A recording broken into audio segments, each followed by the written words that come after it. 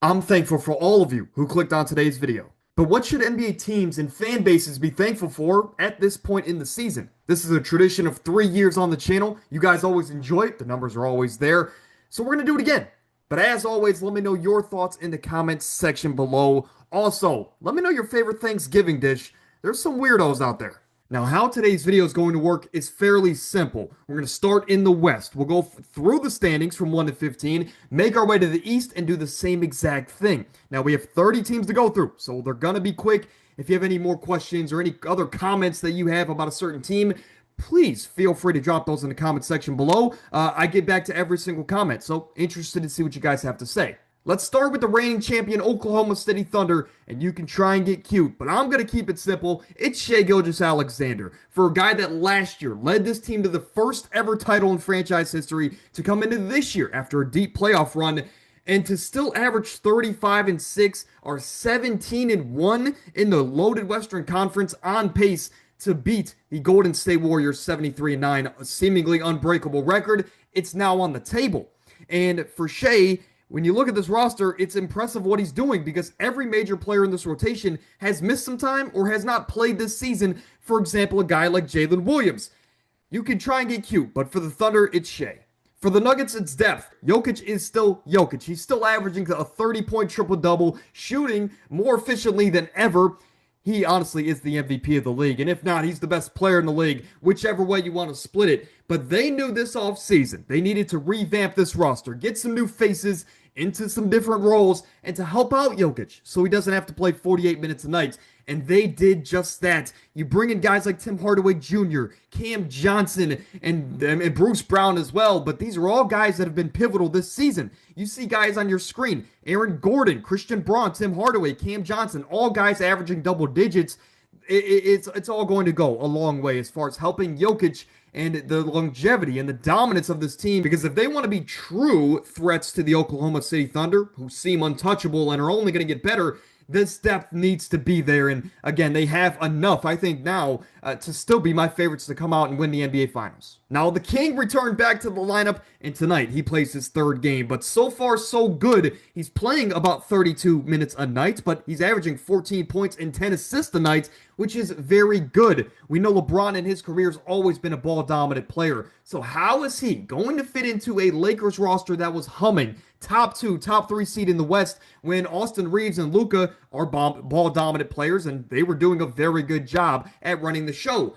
LeBron has fit in nicely. He's still settling a bit. You could tell he's getting his legs back under him, especially in that second game there where he took a lot of late-game threes. However, they're 2-0. They're off to a good start, and I think LeBron will figure it out and not settle as much going forward. So to clarify, I think LeBron being willing to sacrifice and to be that dominant third to second star is what Lakers fans should be thankful for, because that's the greatest player of all time.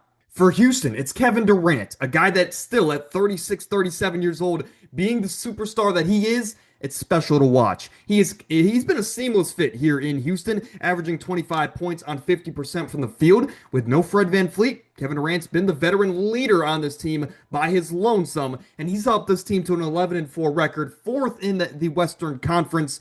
He, being the closer that he is at this age, is incredible, but also instilling confidence in guys like Amen Thompson and Alperen Sengun, especially in late game situations. It's going to be huge for the championship hopes of this team going forward. So the impact of Kevin Durant is what Houston Rockets fans should be thankful for. For the Spurs, it is Victor Wembanyama's health. We've talked about him in lengths so far this season on the channel. But for him to be averaging 26, 13, and 4, leading him to an 11-5 record after coming off of a season where he was diagnosed with blood clots, it's incredibly impressive because he's getting better and better in front of our eyes on a nightly basis. And if he's healthy, the sky is the limit for the Spurs. Now, this is an oddball pick. We've went with a lot of superstars. Now let's talk about Dillon Brooks, getting traded from Houston to the Phoenix Suns to fit alongside Devin Booker, and a franchise that really had no aspirations before the season from the general media. But they are quietly a top 6 seed in the Western Conference. They're 11-7, and Dillon Brooks is a big part of that, averaging 21.5 points, 2 steals a game, and being that defensive ace on a nightly basis.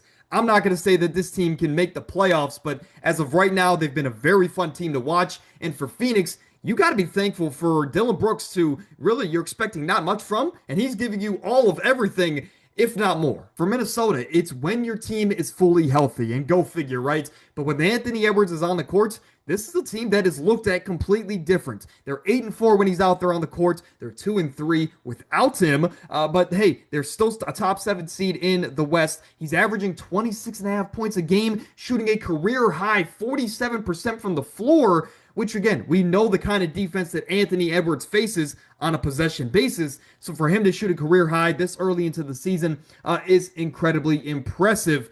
But for the Timberwolves, look, they're a team that's went to back-to-back Western Conference Finals, both times as underdogs with a different co-star. When Anthony Edwards is out there, you always got a shot. So as long as he's healthy, I think you guys should be thankful that you are a sneaky title contender. For Golden State fans, it's not all that sunny there in the Bay, but as of right now, I think you can still be thankful for the veteranship that your roster has. You know that these guys are veterans. They know what it takes to win. So whether if they're in the play-in or they sneak out and make, and avoid the play-in, I think they're going to be ready for whichever team they face in the first round. And again, a lot of these guys like Jimmy, like Al Horford, Steph Curry, and Draymond Green, 3 of those guys are champions. And again, Jimmy has led a team to the finals twice as a big underdog both times. They will always be a dark horse in the Western Conference, but you just got to get into the play-in, and I think there's no problem for you guys to be able to do that. And again, these veterans will have you guys ready to upset anyone. Now, for Portland, your ability to survive the off-court drama, to get a new head coach a day before the season, and to still be a top 9 seed in the West, I think is incredibly impressive. You have a top 10 offense under Tiago Splitter. Defense needs some work. Regardless, Denny's had an incredible start to the year. Shaedon Sharpe has been, well, it's great to see him healthy on a consistent basis.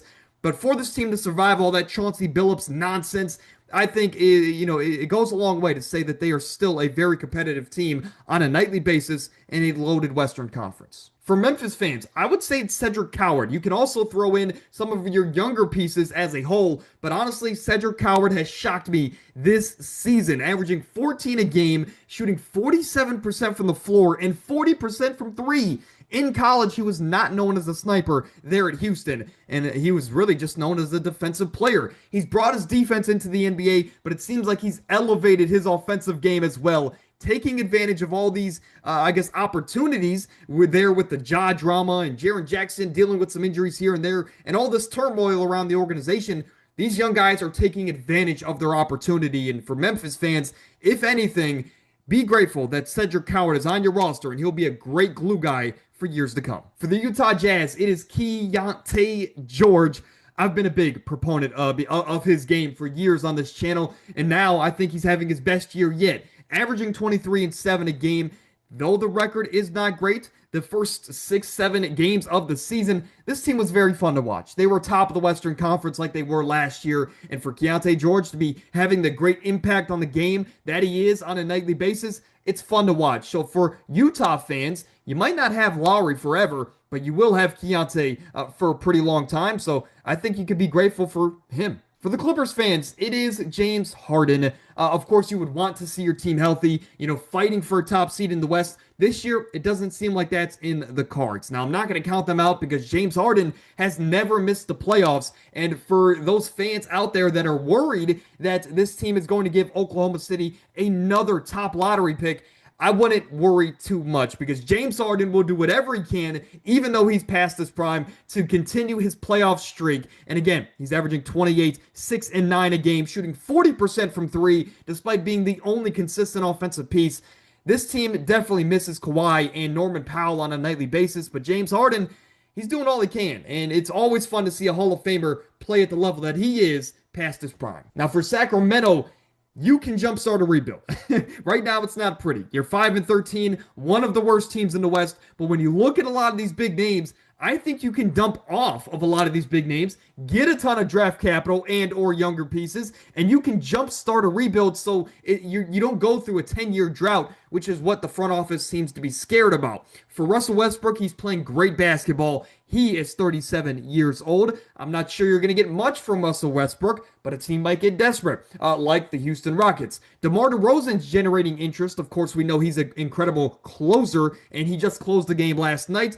Zach LaVine and Sabonis are both 29 years old at the tail end of their primes. These are guys that can still contribute at a very high level for another contending team. And those names are also in trade rumors. So for Sacramento, hopefully you can be grateful for the fact that your front office realizes you're not a title contender and you should start shipping off some of these pieces because that rebuild is not going to be as long as you think. Now for Dallas, it's the potential youth movement that you have ahead of you with the trade rumors of Anthony Davis, with, of course, the Nico Harrison era now over, and with a 5-14 record.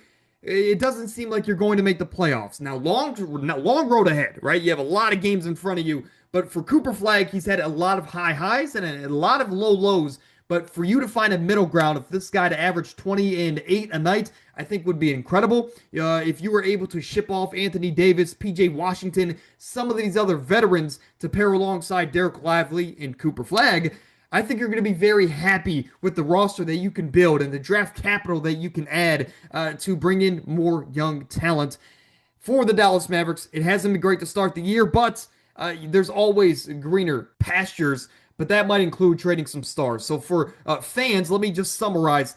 I think you could be grateful for all the young talent that you have and all the young talent you could have if things go south. Now, speaking of young stars, the New Orleans Pelicans have two of them that are leading the charge. We have Jeremiah Fears averaging 15.5 points a game, and Derek Queen, who is reminding us of a young Nikola Jokic on a nightly basis, averaging 13 and 6 a night. These two guys, now they aren't, they don't have the hype of a Zion, guys that are looked at to change a franchise. However, they've been consistently healthy, they've been on the court, and they've been improving on most nights. So whatever the future is of Zion Williamson or the other veterans on this roster, Pelicans fans, be happy that you got these two guys at least that you can build with going forward. Now moving on to the Eastern Conference, we'll start with the most surprising team this year, the Detroit Pistons. They lost a lot of pieces this offseason, mainly their outside threats in Tim Hardaway and Malik Beasley, who, by the way, still isn't signed yet. So Malik Beasley would be thankful for a job opportunity. But for the Pistons, Jalen Duren's breakout has been what you could be most grateful for. 20.5 points a game, 11.5 rebounds. He's shooting 67% from the field. And again, this team has only lost 2 games. They have won 10 straight games, and they are atop of the Eastern Conference. They have been one of the funnest teams to watch. They've been one of the most surprising teams to watch. And for Jalen Duren, seeing this different side of him is special, man. He is definitely an all-NBA level player at this point in the season, and I hope he can keep it up. So for Pistons fans, Jalen Duren's breakout, you should be grateful.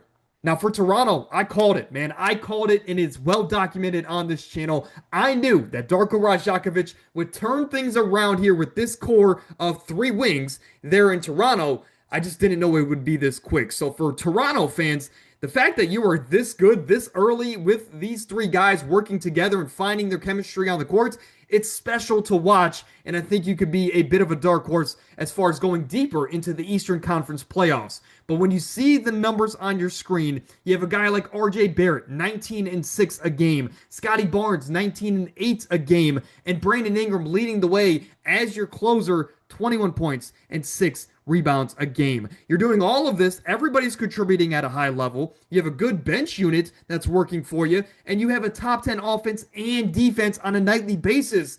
Darko, I believed in you, but I also underestimated you. So for Toronto fans, it's the fact that you found a quick fix. Now, this might not be the popular pick, but I'm a Cavaliers fan, and I think what I'm most grateful for to start this season is Money Man Merrill. I call him M3. And this is a guy that is our only true outside threat at the moment. Of course, coming into the season, Darius Garland missed some time, and he's still dealing with injuries. Of course, Donovan Mitchell's missed a handful of games. Max Strus has still not played this season. So we needed that guy on the outside to step up in a bigger role to keep us at the top of the conference, and Money Man Merrill has been exactly that. 14 points a game, shooting 45% from 3. We are still a top 3 seed in the East, despite not playing our best basketball by a wide margin, and despite not being healthy at all. So Money Man, as a Cavaliers fan, I'm thankful for him. Now, a true sniper is in Miami, and that is Norman Powell, a guy that got shipped there this offseason in a deal for John Collins.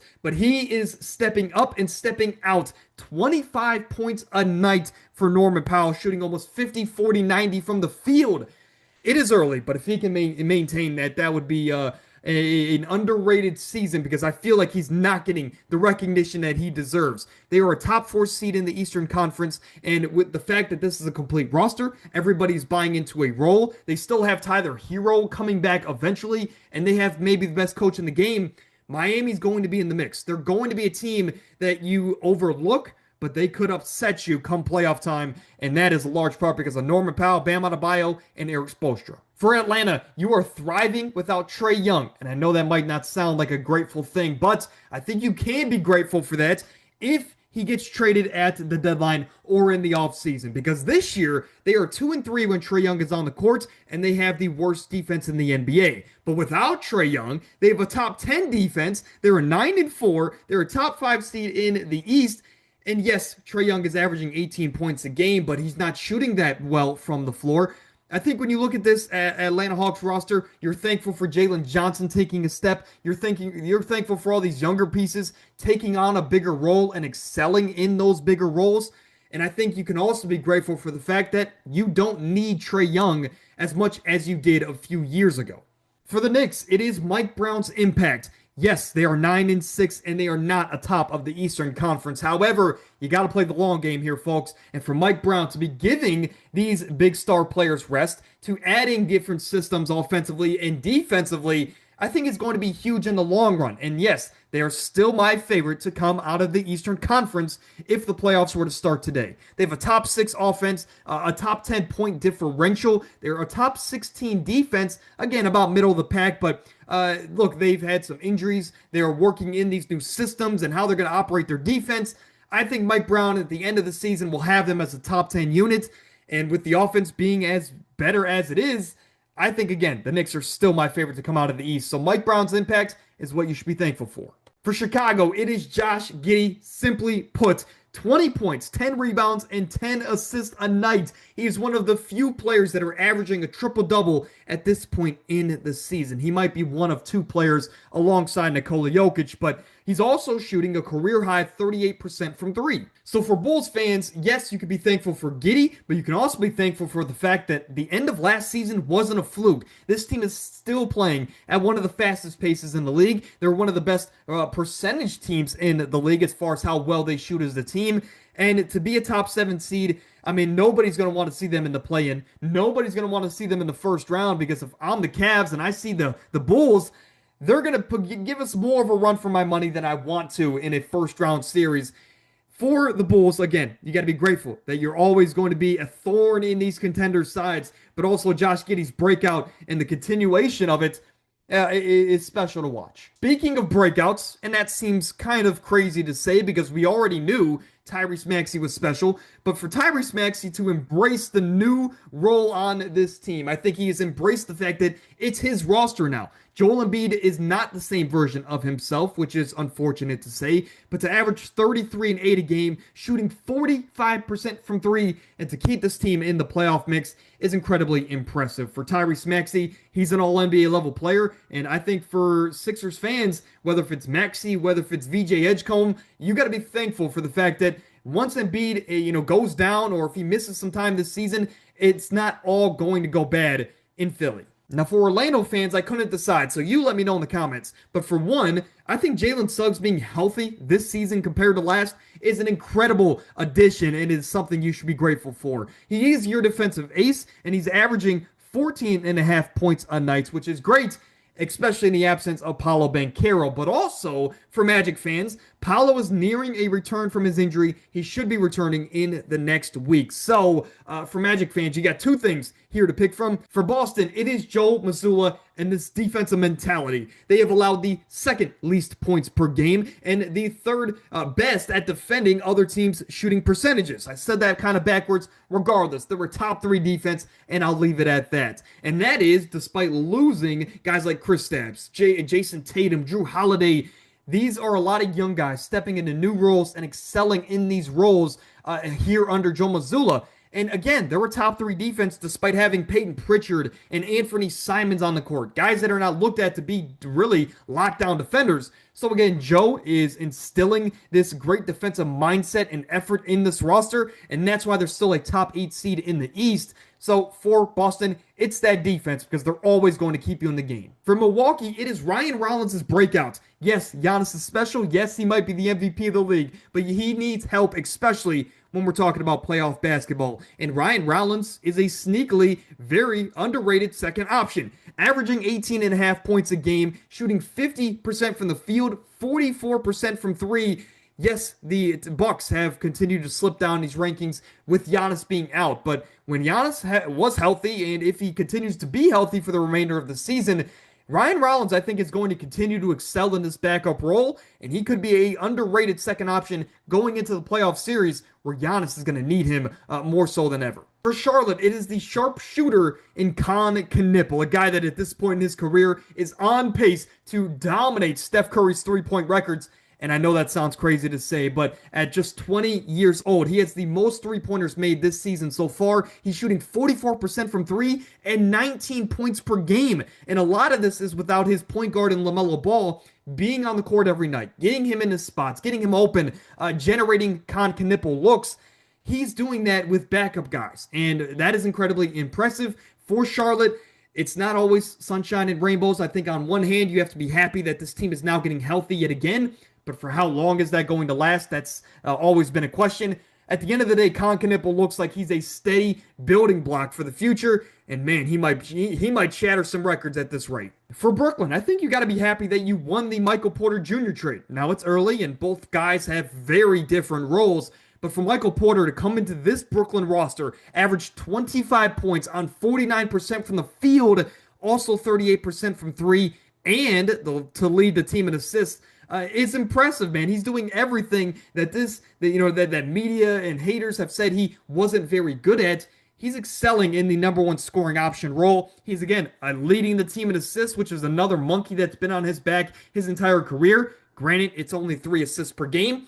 He is excelling in this role, and it is, at the end of the day, Brooklyn. There's big free agency classes coming up. Brooklyn will have the money, and if I think other star players see how Michael Porter plays, and if he continues at this rate, they're going to want to join him. So, Michael Porter, I think you got to be grateful for his play and potentially his impact going into the future. For the Pacers, it's been a bit of a fall from grace there as I kind of struggle over my words. But they're 2-14 to start the season. They're 0-9 on the road. They have a bottom 5 offense and defense, which is not great. But on the plus side, you can be thankful that this tank job is going to plan. With all, of course, Tyrese Halliburton missing this entire season, this gives you a perfect excuse, an opportunity to rest your star players like Pascal more than you would in years prior. And, of course, if you were a contending team.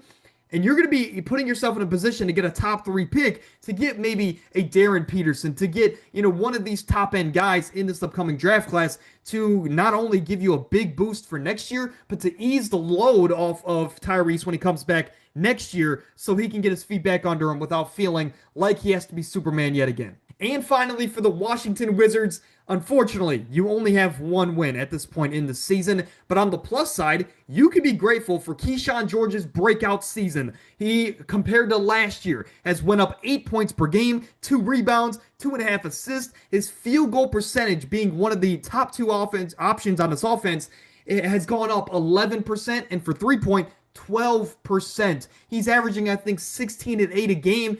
Keyshawn George is taking advantage of this increased opportunity, and I think for Wizards fans, you've got to be incredibly excited that this guy's on your roster for many years to come. But that's going to do it, man. One thing that every NBA team and fan base should be thankful for, at least as far as this far into the season.